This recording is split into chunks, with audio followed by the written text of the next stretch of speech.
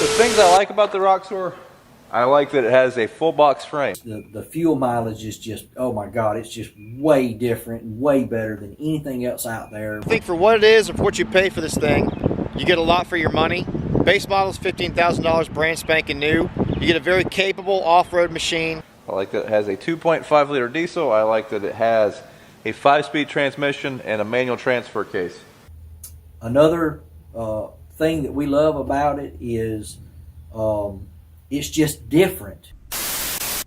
ये वो लोग थे जो अमेरिका में महिंद्रा की रॉक्सॉर को ओन करते हैं और उसे बहुत पसंद भी करते हैं। अमेरिका में रॉक्सॉर के चाहने वालों की कमी नहीं है और इन्हें महिंद्रा की रॉक्सॉर यानी कि थार अपनी सीजे जितनी ही पसंद आ रही है। इस वीडियो में हम जानेंगे कि ऐसा क्यों है, पर सबसे पहले जान लेते हैं कि थार की एंट्री अमेरिका में कैसे हुई और ये गाड़ी थार से रॉक्सॉर कैसे बनी। सबसे पहले महिंद्रा की अमेरिका में प्रेजेंस को जान लेते हैं। तो महिंद्रा 1994 में ही अमेरिका में प्रॉपर एंट्री ले चुकी थी। उस टाइम उन्होंने वहाँ इंडिया में बने ट्रैक्टर्स को बेचने से शुरुआत करी और अपनी मेहनत से 2010 आते आते सिर्फ अमेरिका ही नहीं बल्कि पूरी दुनिया में सबसे बड़ी ट्रैक्टर मैन्युफैक्चरर बन गई। 2015 में कंपनी ने यूएस में यूटीवी मार्केट में कदम रखा और इस सेगमेंट में कई प्रोडक्ट ऑफर किए और 2018 में उन्होंने एक ऐसी चीज़ करी जिसने कई अमेरिकन्स को महिंद्रा की तरफ आकर्षित किया। उन्होंने महिंद्रा थार को अमेरिका में लॉन्च किया जिसका नाम वहाँ उन्होंने रॉक्सॉर रखा। रॉक्सॉर के सारे मेजर कंपोनेंट्स इंडिया में बनते थे और वहाँ फैक्ट्री में असेंबल किए जाते थे। अब वैसे तो हमारे यहाँ थार एक फुल फ्लेज्ड एसयूवी की तरह आती है, पर वहाँ उन्होंने इसे एक साइड बाय साइड की तरह लॉन्च किया था। अब हो सकता है कई लोगों को साइड बाय साइड के बारे में जानकारी ना हो, इसलिए पहले उसके बारे में जान लेते हैं। पहले ये समझ लेते हैं कि किस टाइप की गाड़ियाँ as a side by side categorise की जाती हैं। अब ये साइड बाय साइड वर्ड जो है वो side by side seating arrangement को डिनोट करता है, पर अब इस साइड बाय साइड वर्ड को बहुत ही लूजली यूज़ किया जाता है और इस टाइप की हर गाड़ी के लिए यूज़ किया जाता है जो ऑफ रोड ओनली व्हीकल होती है। ऐसी गाड़ियाँ जिनमें इंडिकेटर्स नहीं होते, आउटर बॉडी ज़्यादातर प्लास्टिक पैनल्स से बनी होती है, जिनमें कोई डोर विंडो नहीं होते, जिन गाड़ियों में विंडस्क्रीन नहीं होती, ऐसी गाड़ियाँ जिनके सस्पेंशन ट्रैवल बहुत लंबे होते हैं और ज़्यादातर गाड़ियों में 1000 सीसी का पेट्रोल इंजन ही मिलता है। ये सभी गाड़ियाँ अमेरिका के बेसिक रोड सेफ्टी टेस्ट को भी मैच नहीं करती हैं और इसीलिए ये मेन रोड और हाईवेज पर चलाई नहीं जा सकती हैं। पर इन गाड़ियों को स्ट्रीट लीगल बनाया जा सकता है और इन गाड़ियों को स्ट्रीट लीगल बनाने के लिए कई कंपनीज किट प्रोवाइड करती हैं। अब थार जो इंडिया में एग्जिस्ट करती थी वो बिल्कुल बेयर बोन थी और थार में कोई एयरबैग्स भी अवेलेबल नहीं थे, पीछे बेंच स्टाइल सीट्स ही दी थी। तो महिंद्रा ने डिसाइड किया कि इसके फर्दर डेवलपमेंट में पैसा लगाने के बजाय इसे अमेरिका में as a side by side launch कर दिया जाए। अमेरिका में आने वाली रॉक्सॉर इंडिया में मिलने वाली थार से हल्की सी डिफरेंट है। चलो लगे हाथ इनके डिफरेंसेस भी जान लेते हैं। थार की तरह अमेरिका में मिलने वाली रॉक्सॉर में एक प्रॉपर फ्रंट कैबिन नहीं मिलता है और कैबिन ना होने की वजह से इसमें डोर भी प्रोवाइड नहीं किए जाते हैं। इसके अलावा इसमें डैशबोर्ड और फ्रंट विंड स्क्रीन भी नहीं अवेलेबल है जो कि थार में मिलती है। पर इसके अलावा बाकी हर कंपोनेंट, चाहे वो चैसी हो, इंजन हो, टायर्स को छोड़कर सारी चीज़ें थार से ही ली गई हैं। रॉक्सॉर अमेरिका में आने वाली यूटीवी से बहुत अलग है और बहुत कैपेबल भी।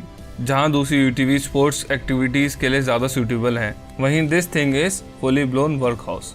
अब वो बातें जान लेते हैं जिनके लिए आप ये वीडियो देख रहे हैं, यानी कि अमेरिकन्स को रॉक्सॉर क्यों इतनी पसंद आ रही है। तो इस सेक्शन में मैंने कुछ पॉइंट्स ऐड किए हैं और इनके रिसर्च के लिए मैंने अमेरिकन ब्लॉग्स पढ़े हैं, वीडियोस रिव्यूज़ देखे हैं और उनकी वीडियो पर जो कमेंट्स होते हैं उन्हें देखा है। और तो पहला पॉइंट जान लेते हैं जिसकी वजह से अमेरिकन्स को रॉक्सॉर पसंद आ रही है और वो पॉइंट है इसका डिज़ाइन। इंडिया ही नहीं बल्कि यूएस में भी लोग इस गाड़ी के डिज़ाइन को बहुत पसंद कर रहे हैं और वो इसलिए because this carries old 1940s Willys jeep design till date with very less tweaks. अब जैसा हम में से कई लोग जानते हैं, महिंद्रा को इंडिया में जीप्स बनाने के लिए विलीज से 1947 में लाइसेंस मिला था और वो तब इंडिया में left hand side imported jeeps बेच रहे थे। कुछ टाइम बाद उन्होंने इंपोर्टेड पार्ट से असेंबली स्टार्ट कर दी, पर आगे चल के जब 1954 में महिंद्रा ने अपनी खुद की प्रोडक्शन स्टार्ट करी तब भी उन्होंने इस गाड़ी के डिजाइन में कोई बदलाव नहीं करे क्योंकि उनके पास जीप का लाइसेंस था और 90 के दशक तक भी ये गाड़ी बहुत ज्यादा विलीज जीप जैसी दिखती थी। और अब जो रॉक्सॉर या थार देखने को मिलती हैं वो बहुत हद तक 1980 या 90 के दशक की जीप रैंगलर से रिजेम्बलेंस रखती है और ये एक बहुत बड़ा प्लस पॉइंट है इस गाड़ी का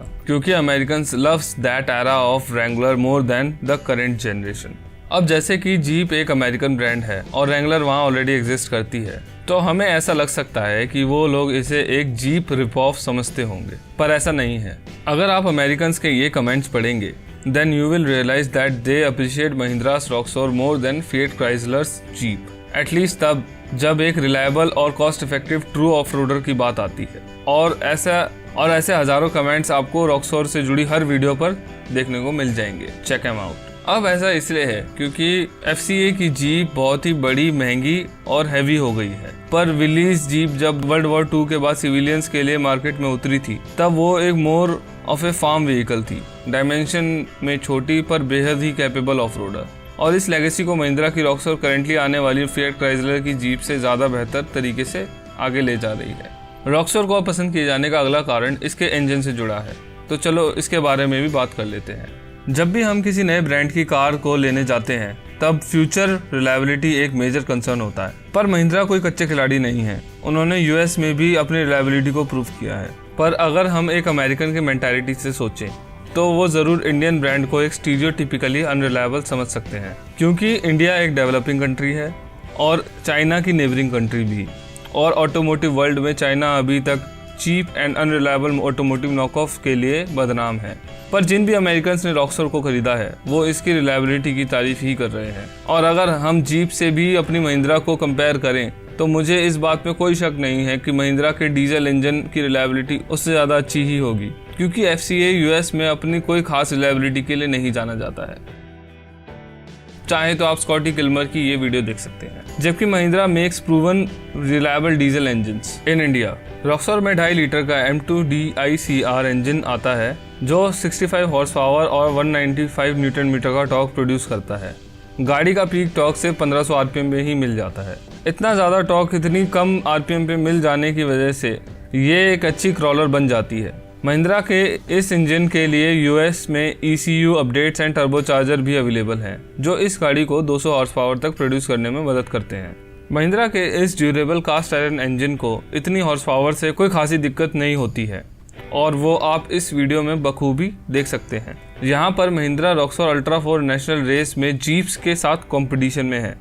इसके इंजन की पावर बढ़ाई गई है और इसमें रेस्ड सस्पेंशंस देखे जा सकते हैं। अक्सर देखने में मिलता है कि ज़्यादा पावर बढ़ाने से गाड़ियों के हेड फट जाते हैं, पर महिंद्रा ने इस बड़ी हुई पावर को सिर्फ सर्वाइव ही नहीं किया, पर अपने से 3 से 4 गुना महंगी गाड़ियों को पछाड़ते हुए ये रेस में सेकंड पोजीशन पर भी आई है। इन बातों से क्लियर हो जाता है कि महिंद्रा के इंजन काफ़ी ज़्यादा रिलायबल हैं और अमेरिकन्स भी इनको आगे और भी पसंद करने वाले हैं। जैसे महिंद्रा के डीजल इंजन्स लाजवाब हैं, उनकी बिल्ड क्वालिटी भी शानदार है और इसे पूरा इंडिया मानता है, और अब शायद अमेरिका भी मान रहा है। आगे वीडियो में देखते हैं ऐसा क्यों है। रॉक्सोर को अमेरिका में पसंद किए जाने का तीसरा सबसे बड़ा कारण इसकी बिल्ड क्वालिटी है। गाड़ी में बैठते ही आपको देसी लोहे का दम दिखने लगता है, और Indian manufacturer are known for their build quality. और अमेरिकन भी इस बात को मानने लगे हैं कि रॉक्सोर एक रगड़ गाड़ी है। रॉक्सोर में कोई भी चीज़ प्लास्टिक से नहीं बनी है। बॉडी के हर एक पैनल में मजबूत स्टील शीट का इस्तेमाल किया गया है, जिसकी वजह से ये गाड़ी बेहतरीन ऑप्शन बन जाती है फील्ड पर काम करने के लिए। रॉक्सोर की बॉडी बहुत ही मजबूत है और इसकी चेसी उससे भी ज़्यादा कमाल की है। इसमें फुल बॉक्स स्टील फ्रेम का यूज़ किया जाता है। शायद आपको नहीं पता होगा कि फुल बॉक्स फ्रेम 80 और 90 के दशक में टोयोटा पिकअप में आता था और उस ट्रक को सबसे मजबूत ट्रक माना जाता है। आप चाहें तो ये टॉप गियर की वीडियो देख सकते हैं, जिसमें इतना सारा अब्यूज झेलने के बाद भी ट्रक चलने की हालत में होता है। वीडियो में आगे बढ़ने से पहले ये ज़रूर बताएं कि आपको ये वीडियो कैसी लगी, और अगर इस वीडियो से आपके टाइम में कुछ भी वैल्यू ऐड हुई हो तो please hit the subscribe button and like this video as well. गाड़ी को पसंद किए जाने का एक बड़ा कारण इसका प्राइस भी है। 2020 तक गाड़ी का प्राइस अराउंड $16,000 यानी कि 11.5 लाख के अराउंड था। लोगों को एक छोटे इंजन वाली और प्लास्टिक बॉडी वाली UTV के प्राइस में एक फुल ब्लोन व्हीकल मिल रहा था, जो 2500 सीसी के इंजन के साथ आता था। और अगर हम 40s की सिविलियन जीप को ही देख लें, तो वो भी कम प्राइस में ज़्यादा यूटिलिटी देने के लिए जानी जाती थी। गाड़ी को अमेरिका में इतना अप्रिसिएशन मिलने के बाद भी इसकी प्रोडक्शन को महिंद्रा ने वहाँ बंद कर दिया है।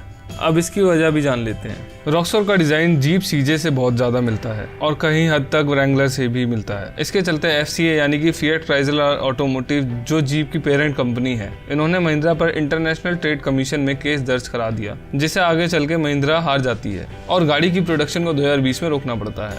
पर महिंद्रा अब गाड़ी के फ्रंट एंड को रीडिज़ाइन कर रही है ताकि वो इसे फिर से US में लॉन्च कर सके। महिंद्रा अब एक बहुत बड़ी कंपनी बनकर उभर रही है। अमेरिका ही नहीं बल्कि महिंद्रा अपने यूटिलिटी व्हीकल्स को ऑस्ट्रेलिया, कनाडा एंड अफ्रीका के कई देशों में बेच रही है। और महिंद्रा के ट्रैक्टर तो आपको ऑलमोस्ट पूरी दुनिया में ही देखने को मिल जाएंगे। महिंद्रा अब अपने न्यू प्लेटफॉर्म व्हीकल्स को जैसे कि नई थार और बाकी गाड़ियों को भी इंटरनेशनल मार्केट में उतारने जा रहा है। वीडियो को एंड करते हुए एंड नोट पर यही बोलना चाहूँगा कि Mahindra is truly putting India on the world map of cars.